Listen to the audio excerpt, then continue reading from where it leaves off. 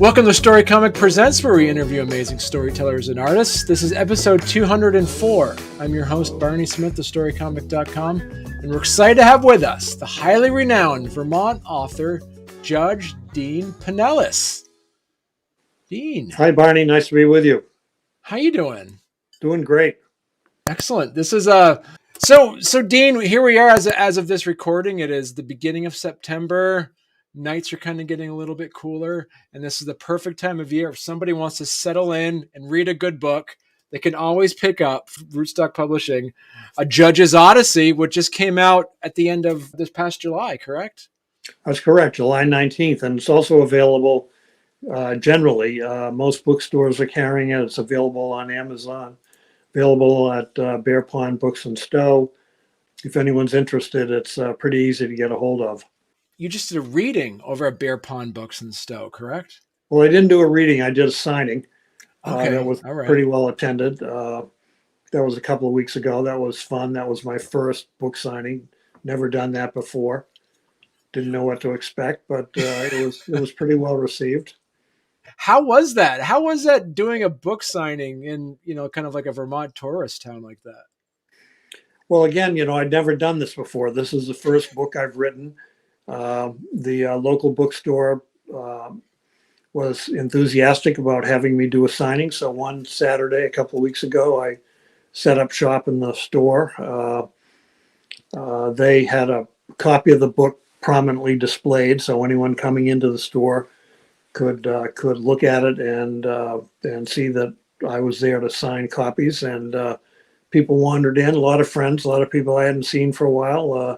It was kind of a get-together event, and actually sold a few books, signed a few books, and it was a lot of fun. So talk to us a bit about, Dean. This is your memoir. It's a pretty thick book. It's over 250 pages. It's knocking on 270 pages. This is some amazing storied career. It's kind of split up into three parts where you talk about your formative years when you're in the military, and then from there you went on to be a lawyer and a judge here in Vermont, and then you travel overseas and work as a legal expert through the ULEX. Well, that was when I was in Kosovo. Before Right. Kosovo, I did legal and judicial work in Russia, Kazakhstan, and the country of Georgia. ULEX is the acronym that stands for the European Union Rule of Law Mission in Kosovo. EULEX, EU standing for the European Union. Lex, I believe, is the Latin word for law. So that's what that stands for. But ULEX was my employer in Kosovo for 2.5 years. Right. And so talk to us a bit about that. We get into the career and how you kind of got into law. But a big part of this, a big part of your book is talking about your work over in Kosovo. Kosovo and Serbia fought a very brutal war back in the late 90s. And it ended when NATO bombed Serbia.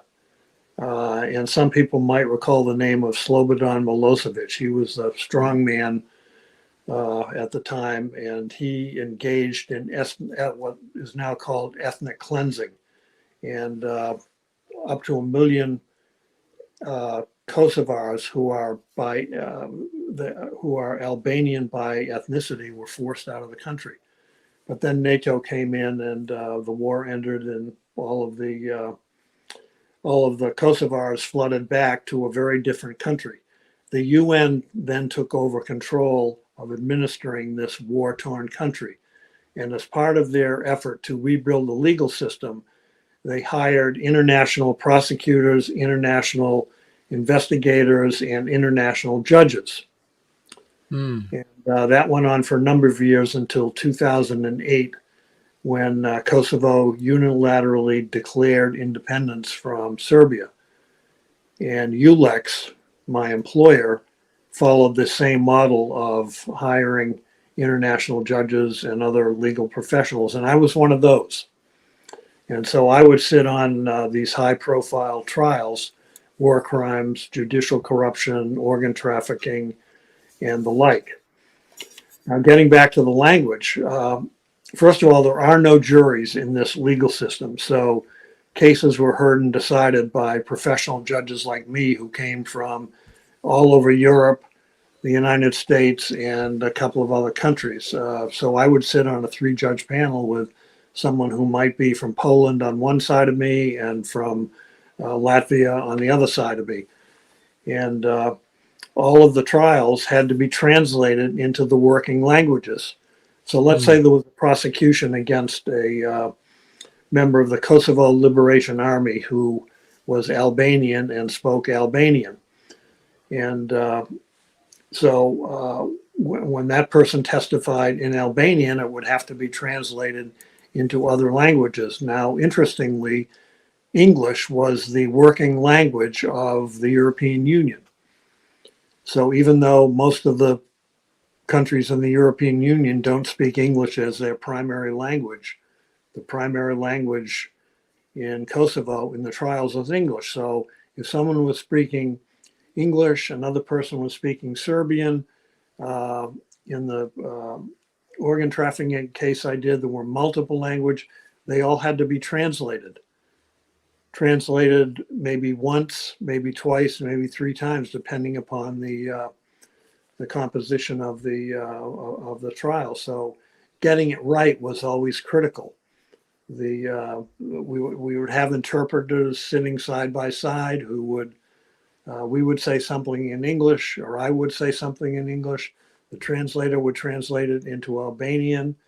If it also had to be translated into Serbian or Russian or Polish, there would be translators there to do that. It became a fairly complicated system, and they had to get it right. If you got the words wrong, then it may change the whole meaning of the particular witness's testimony. So yes, language was critically important. Right. And you did bring up that good point on there, is like how important language is from a subjective way, and also how much language is important to translate it into more of an objective way, especially when you're dealing with witnesses and the like. Is when you sat on there, because I think you mentioned too, is that you have a 3-judge panel. Now, is it 2 of them are from a different country, but one of them would be someone that would know more about more of the local cultures and laws as well? Well, the composition varied, but the standard Okay. composition of the panel was 2 international judges, like me, and 1 local judge, 1 Kosovo judge. And the reason for that was for us to mentor the local judge in Okay. European or American best legal practices. They'd been out of the loop for about a decade. Uh, when Slobodan Milosevic began to clamp down on Kosovo, it was in the late 80s, early 90s. And Serbia basically took over Kosovo, and all the local institutions were crushed, if you will, and replaced with Serbian institutions. So all the lawyers, all the judges, all the school kids, all the professionals had basically a lost decade. And so when the European Union, or when the UN took over, and then the European Union, the local judges were still trying to get up to speed since they basically lost a decade. So Right. we would have typically a local judge sitting with us. Most of them knew the local ropes, and that was always handy, but we were supposed to be mentoring them and bringing them up to speed so when the time came, they could take over on their own. And that time has now come. And so you did this after basically your career of working as a judge in Vermont. Now, what were some of the things that you learned, because you had a career already there? You already had a career before you went. What were some of the things that you were able to take back from your experiences? Your 20, was it 28 months In over there? Kosovo. In Yeah. Kosovo. What were some of the things, that the experiences that you were able to take back when you came back? Well, talking about the legal system, again, Right. Kosovo had no juries, and that was common throughout continental Europe. Juries were just not used for the most part. So I had to learn quickly how to preside on cases where I and the other two judges were the decision makers, rather than having 12 jurors. And what I learned is that I much prefer the jury system. When you have professional judges sitting out there making decisions, my experience tells me that those decisions don't carry quite the same amount of public acceptance as a jury of your peers, if you will. So I came back feeling much more confident about the jury system. I probably presided over 100 jury trials in Vermont, so I knew that system pretty well, and it was quite an experience to sit in another system. It was comparative for me. And my conclusion after sitting on a lot of cases as a professional judge, a 3-judge panel, my conclusion was I really like the jury system. I mean, it's not perfect, obviously. Jurors make mistakes and the like, but I think juries are much more apt to be accepted by the public. And that's very important in the judicial system, to have the public supporting the decisions that juries make. And I think for the most part in this country, that's true. Not always. I mean, you think of the O.J. Simpson case and some other controversial cases where the jury decision was kind of called into question. But for the most part, in my experience, they really do a good job. They take it seriously. They like the experience. They come away feeling that our justice system is very sound. So that was one of the things I took away from my experience there. And you also mentioned too in a previous interview that you love being a judge as compared to being an advocate, because you're able to hear both sides of the story. You're able to really dive into the human condition. How would you compare your experiences of being a judge? I mean, besides the jury piece, not necessarily the system, but the people you met, the people that you interacted with, as compared to an American system, as compared to a system that you were in Kosovo? Well, I had to be a quick learner when I went to Kosovo because, again, the system was quite different. I Right. had to learn how to become the decision maker in the trials, along with two people sitting on either side of me, and that was an interesting experience because the people may come from different legal systems. It might be somebody, as I said, from Poland sitting with me on the panel, somebody from Kosovo. Uh, Name your European country, somebody from Germany, somebody from the UK, somebody from the Baltics, somebody from Portugal. I worked with all of those people. So we always had to, first of all, get to understand each other as we speak. Hmm. Because even though the language was English, there are a lot of different ways to speak English. And, the accents were different and the intonations were different and the quality of the speech was different. So that was always a challenge. Getting Hmm. so the three of us on the bench could understand each other. We also had to come to an understanding of the rules and regulations that we were using in a particular case that might be different from Poland, might be different, certainly different from the U.S. But it was fun. It Hmm. was really fun. I made a lot of good friends from different legal systems, different cultures, and so forth. And as the decision makers, after we heard the case, we always had to retire to chambers, so to speak, and then hash it out and try to come to a unanimous decision.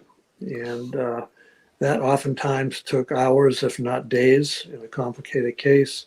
Then we would have to go back on the bench and announce the decision orally to the defendants and their lawyers and the press and the public that happened to be in the courtroom. And we always had to do that very carefully so that people understood what we were deciding and so forth. So a lot of differences, a lot of challenges, but a lot of fun. It's just interesting when you kind of go in your chambers, as you mentioned. Do you also have like translators in the room there as well, or how did that work? We would always have translators, yes, and Yeah. translators were worth their weight in gold, believe me, because a good translator made our job so much easier. There were times when the translator might not be as fluent in English, again, the working language as you would like, and occasionally I would have to say, well, you didn't quite get that right, so let me elaborate and make sure everyone understands it carefully. So yeah, always had to stay on your toes. Right. Now, would you for folks that for I would say other judges or advocates or lawyers that might be either at the beginning of their career, the middle of their career, or near the end of their career, what level would you say is important to go overseas like you did and experience different cultures, legal systems? Has that does it, how important is that for somebody in the legal system? Well, I had already had a career, as you pointed out, Right. in Vermont. I was on the trial bench for 21 years in Vermont before I did any of the overseas work. So I felt I had a lot of experience. I dealt with all kinds of cases: murder, sexual assault, fraud, you name it, up and down the list. So I felt fairly confident in my own abilities. Some of the other judges I worked with, I would say, came from a different system, perhaps didn't have as much experience as I did, perhaps had more experience than I did. The Kosovo judges sometimes found themselves adrift because they were not comfortable, oftentimes sitting with us on the panels, particularly when we were dealing with war crimes. Hmm. If a local war hero was one of the defendants for allegedly committing a war crime, the local judges would do just about anything to avoid sitting on that case. Because if we found a war hero guilty Hmm. and the local judge was part of that decision making, that local judge could actually find himself or herself in physical danger. Right. And so they weren't very keen on sitting on those types of cases. Now, so talk to us a bit about that. How complicated is it sitting being a judge? How much you have to weigh the technical aspects of it as compared to the cultural aspects of the work you were doing? Well, culture always sort of was part of the decision, not part of the legal decision, because Hmm. we had to follow the rules and the facts. But culturally, many of the cases that came before the court were cases involving people from the Kosovo Liberation Army who fought against the Serbians during the war, and they were considered war heroes. They were revered in Kosovo society. But just because of the reverence, it didn't mean that they didn't commit some serious crimes on their side. And there was no, during the UN days and during the ULEX days, there was no free pass for members of the Kosovo Liberation Army, even though they were considered war heroes. So, in a couple of cases, I heard, their supporters would be packed into the courtroom. We would have to have SWAT teams carrying automatic weapons, making sure that there was no trouble. The war heroes supporters would be packed out on the street during the trials and so forth. So that was kind of a cultural overview of a lot of what we did, and it certainly played into the publicity, uh, and it did have some effect on me personally. In one of the cases, I had to go back and forth to the courthouse in an armored vehicle. Hmm. I had to put bomb-proof and bulletproof doors on my apartment. I had to have bars over the windows and so forth. I mean, that was a cultural aspect. That was the overlay of what was taking place in these trials. Right. Was that the one with Fatimir? Fatmir Was it Limai, Lima? Yeah. yeah, he Yeah. was the lead defendant. He was a extremely popular war hero, but Commander Steele, right? Is that? Commander Steele, Yeah. he and 9 co-defendants were alleged to have committed war crimes at a detention center where they mistreated the Serbian prisoners of war. They mistreated the Albanian collaborators. They were alleged to have marched a lot of these prisoners of war to an open field where they were murdered and and buried in a shallow grave.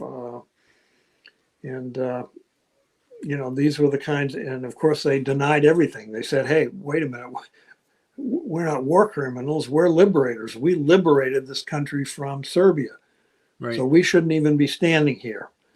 Uh, but the international prosecutors and investigators would investigate these allegations, and if they thought they had proof beyond a reasonable doubt, they would file an indictment, and away we would go to the trial. Hmm. Right. And that was the one with you that the witness that ended up getting killed in Germany. The witness in this particular case was a member of the Kosovo Liberation Army. And at this particular detention center where these prisoners of war were held, he kept a secret diary.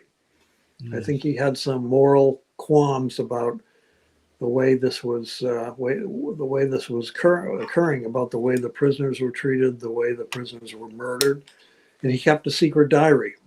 And that diary, and this was late '90s, late 1990s, and everything went fine until the mid 2000s when uh, he began to feel some intimidation from people he knew back in the day at the detention center, and he began to believe that people were aware that he had kept the secret diary. So he went to the police, went to the prosecutor. They did a forensic evaluation. His allegations were substantiated. They found the dead bodies in the grave. They found a scythe in the grave that was allegedly used to murder one of the prisoners of war. So there was enough evidence to file an indictment. And at that point in time, he was known to be the key prosecution witness. Hmm. And he was placed in the witness protection program because he feared for his life, and I think legitimately so. Uh, but before the trial, 2 weeks before the trial, he was allowed to go to Germany to visit his brother, and he was found hanging dead from a tree in Duisburg, Germany.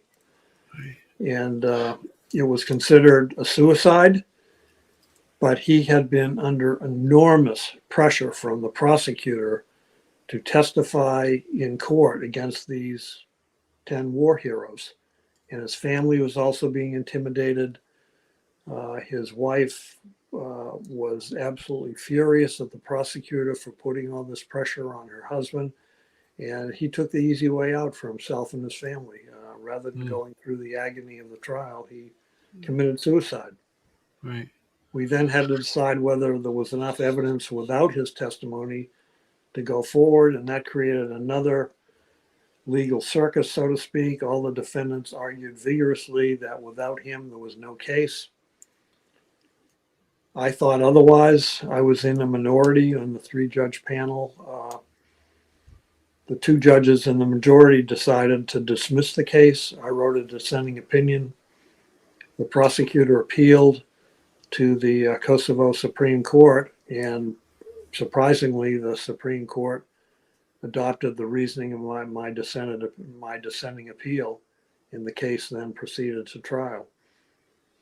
Uh, so, a lot going on, a lot of complexities. Right. Now, has that case been resolved, or is that still happening right now? The case, the Supreme Court, in adopted my reasoning, overturned the dismissal of the case and ordered that it be retried. And it was retried before another 3-judge panel after I returned to the U.S. And the verdict in that retrial was not guilty. Okay. So Yeah. that And that was the ultimate outcome. that was fairly recent. That was 2016 or 2017. It was a couple of years after my case, and the presiding judge in that case was from the UK. I knew him. I had some respect for him. I assumed that he had evaluated the facts and the law appropriately and issued a reasonable decision. As it turned out, he ended up being the subject of a scandal in ULEX, which is sort of tangential to my book.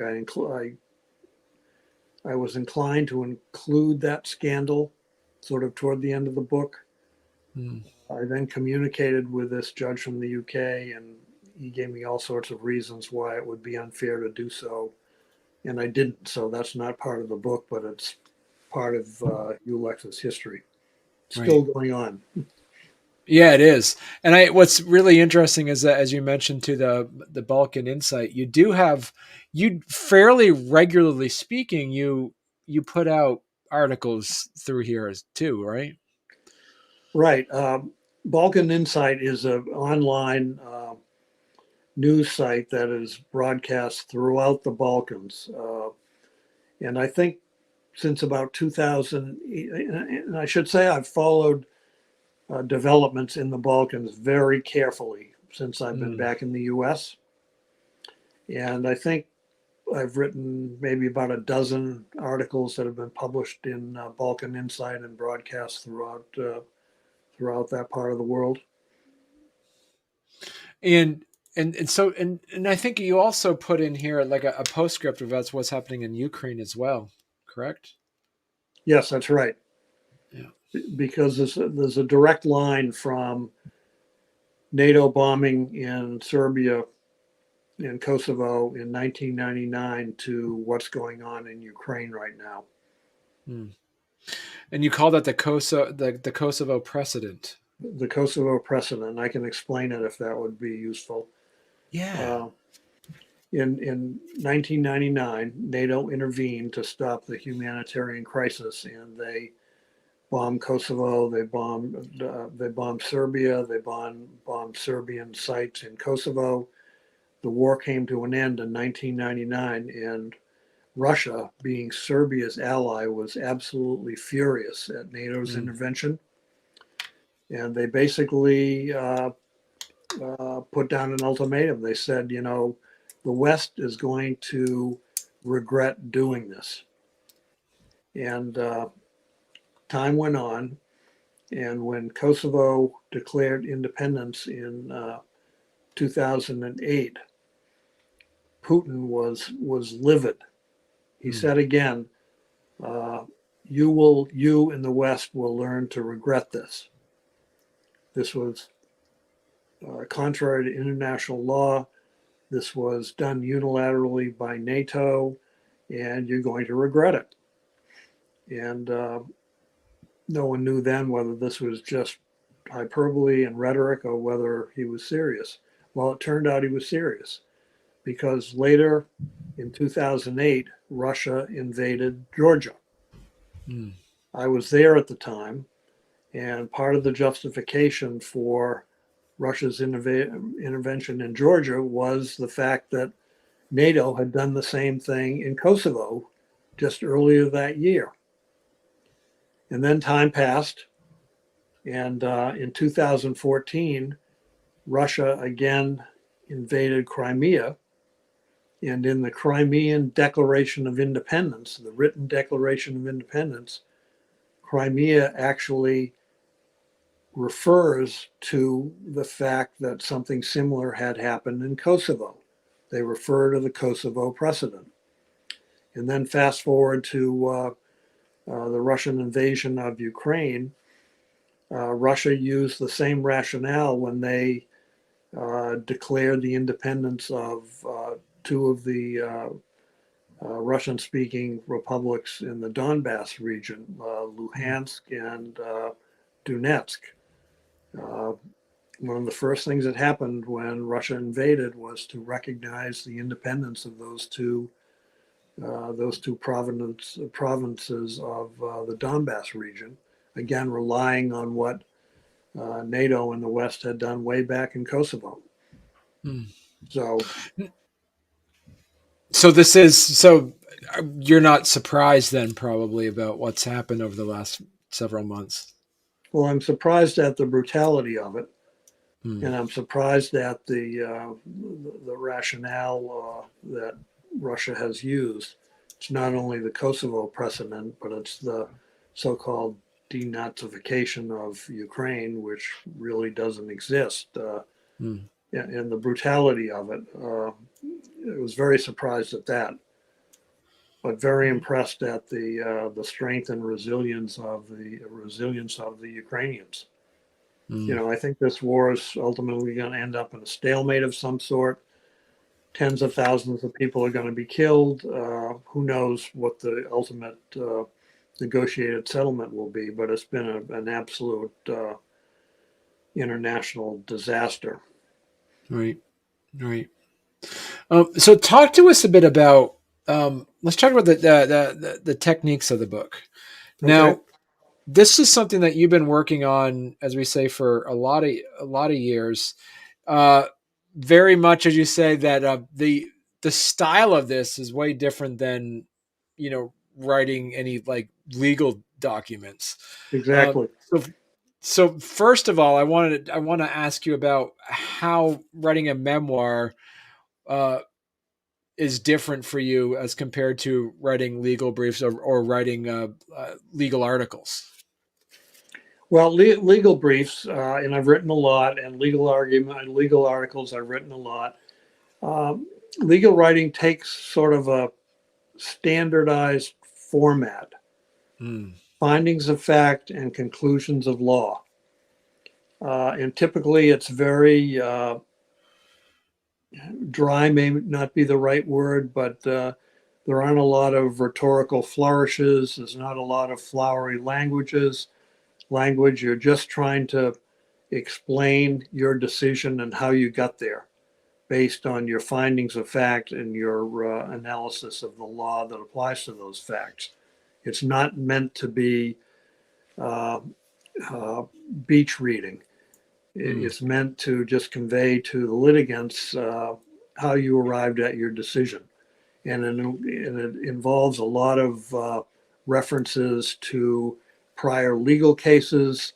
There are a lot of legal citations in it, a lot of uh, legal writing that most people would find useful trying to get to sleep at night. Uh, it's a very different style of writing. It's not right. designed for the average reader. Uh, so I had to get out of my comfort zone. I was very comfortable doing legal writing. I did a lot of it, and I think I was fairly good at it. But when you're writing for a general audience, it's a completely different style of writing, and I Mm, had to adjust to that. And I had to look at all the words I was using, my sentence structure, my paragraph structure, and so forth to see if I was conveying what I wanted to convey to just a regular person who wasn't versed in the law. And that took some work. My wife was very helpful in saying, "Look, you've got to say this differently. You have to, include some anecdotes. You have to include different vocabulary," and that took a lot of work.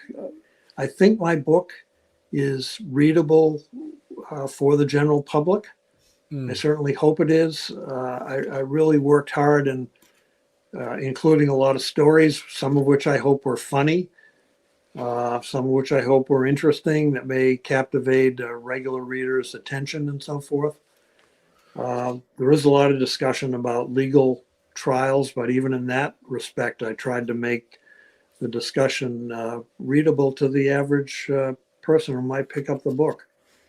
I don't know if I So, succeed, someone other than I will have to tell me whether I've succeeded or not. I hope I have, but right. I've been getting fairly positive reviews from non-legal reviewers. So So, talk to us a bit about the the editing process on this. How different is the final product as compared to your first draft? well, my first draft focused almost exclusively on the international part of Mm, my career.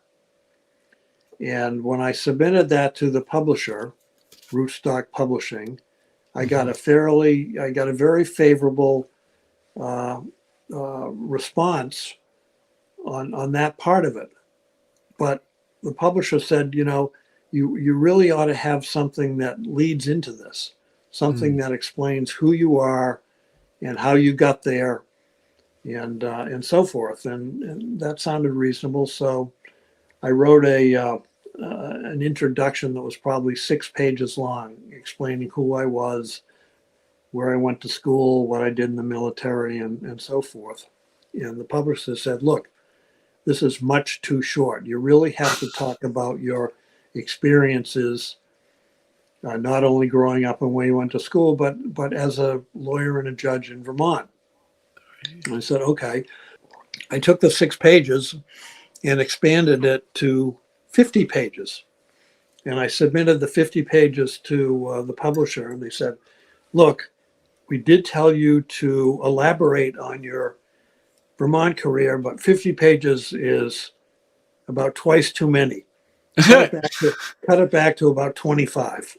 right. So I did, and what you have in the book now is about, I don't know, 25 pages or so of my early years, my legal and judicial career in Vermont, and so forth.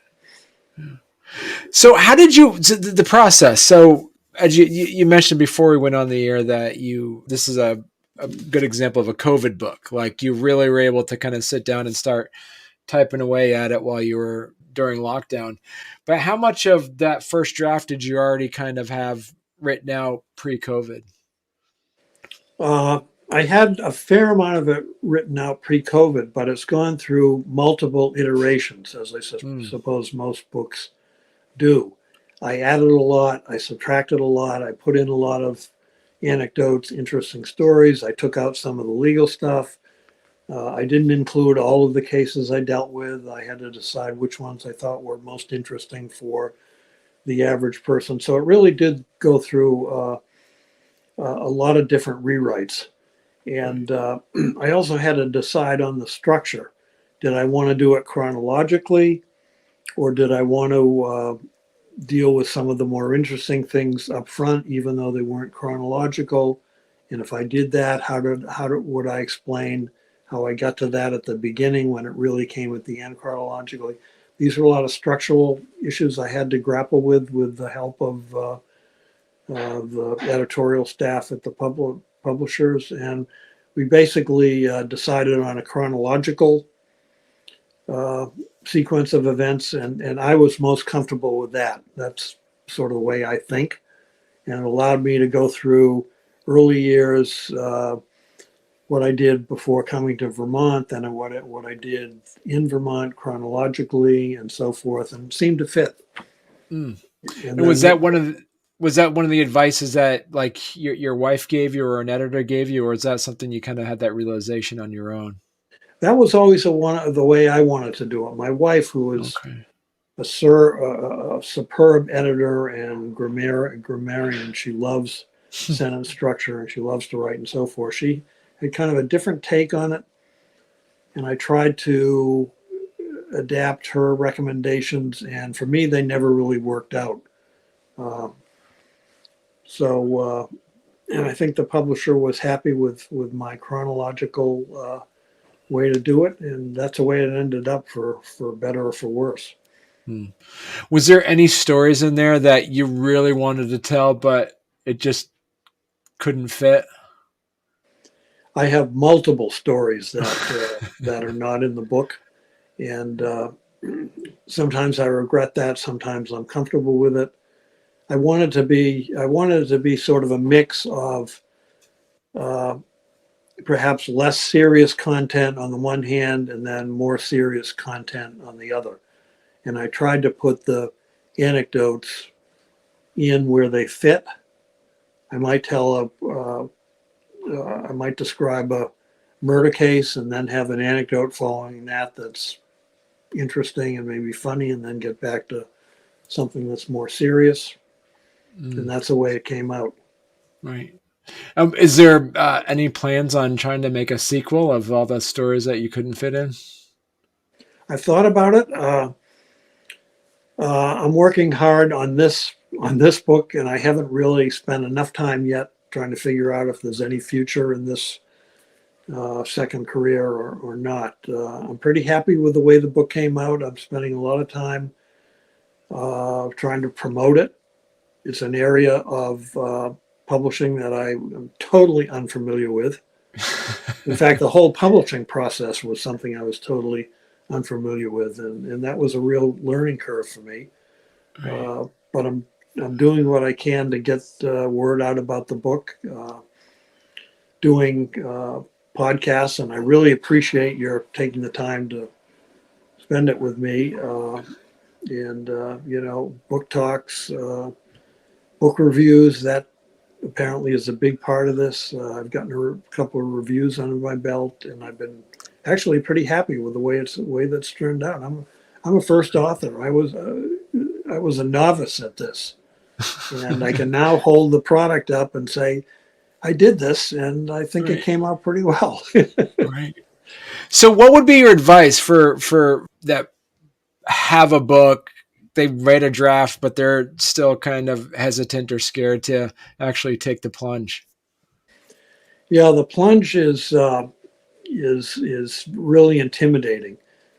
Uh, and if I were to give other fledgling authors some advice, I would say get advice and help from people that have been there before. Mm. I tried to do a lot of this on my own, and I think if I were doing it again, I would start much earlier, getting advice from people who have been through the mill. Mine is a nonfiction book, so I would look to people who have done nonfiction, perhaps in this particular genre of memoir and something that involves both local content and international content. Uh, and in fact, I did solicit advice from a couple of people who have done the same thing, and that's been healthy. But so getting advice from fellow authors who have run this gamut before would be my strong recommendation. Also, try to get a publisher who understands what you're trying to convey. My book was a nonfiction book, and it involved a lot of content that local people weren't really comfortable with. I had to get an Mm. editor in Kosovo at some point during the editing process. But the publishers, at least in my experience, were very helpful. They were, I think, committed to this project. They wanted it to come out right, and they gave me a lot of good advice.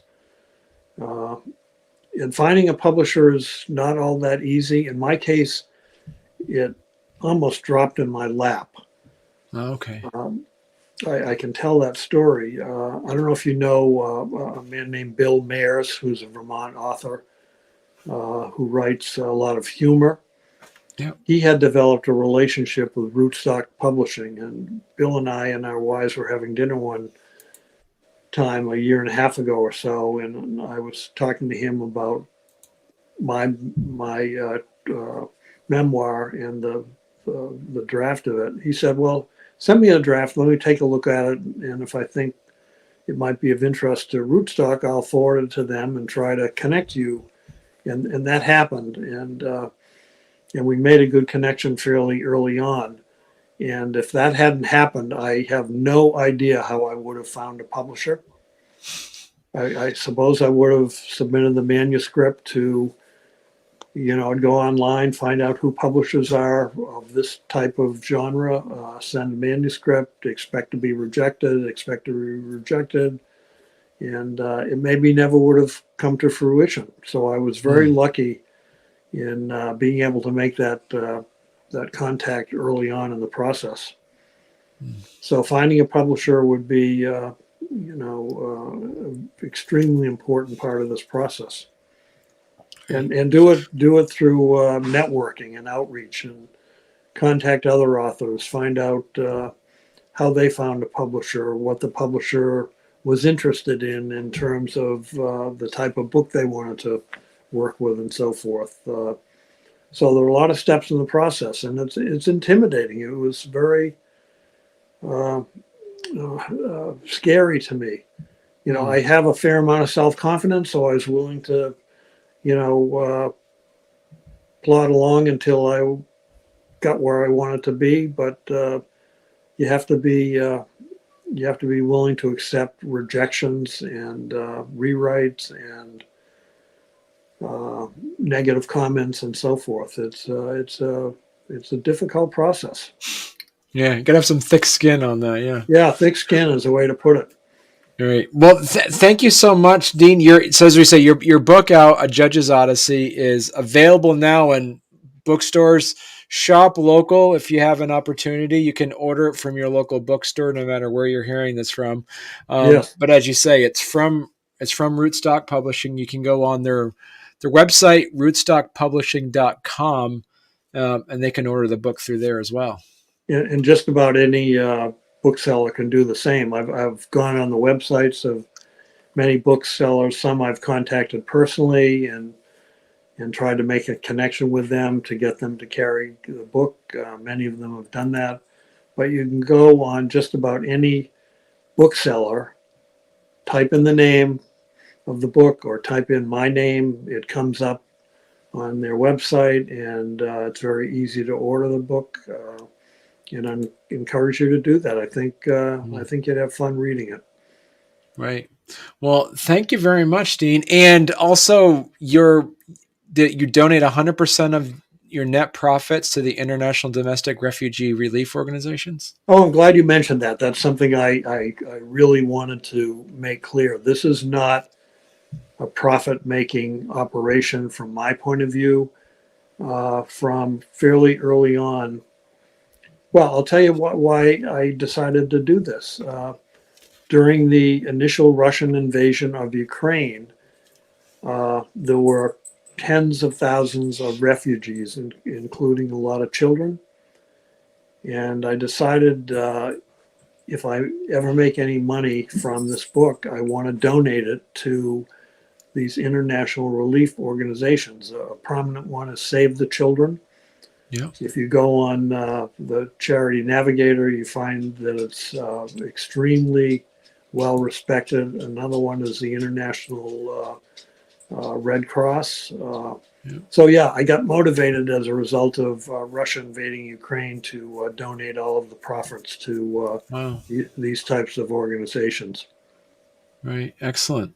Well, thank you so much, Dean, for coming on. And listen, you have to come back on when you write your sequel book. Then. Okay, I'll do that. And I enjoyed our conversation. All right. Thank you. Okay, Barney. Thanks very much. I enjoyed it.